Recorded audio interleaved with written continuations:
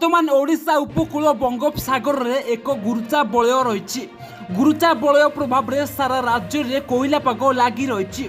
उत्तर ओडिशा समेत उपकूल ओडिशा रे मध्यम धरणर वर्षा होईछि।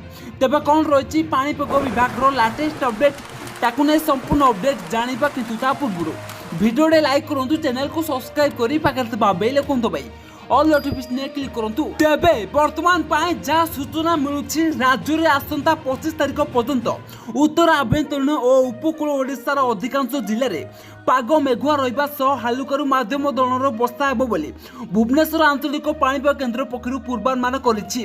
अन्यपटे रविवार अर्थात गतकाली पारादीप रे 4 मिलीमीटर वर्षा रेकर्ड करा जायथिबा बेले संबलपुर रे 5.9, बालेश्वर 10.6, बरगढ़ रे 5.2 वर्षा रेकर्ड करा जायछि। सेपटे वर्षा कोइला पाग सह घन कुहुडी राज्यर जनजीवन को अस्तव्यस्त करुछि। आसंता 3 दिन पर्यंत एपरि स्थिति लागि रहिबो।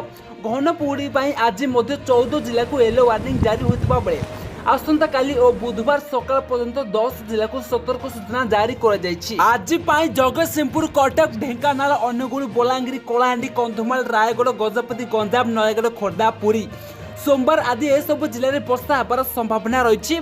से आपण मैंने अलर्ट रुहतु। बास यार पाणीपाग विभाग लाटेस्ट अपडेट।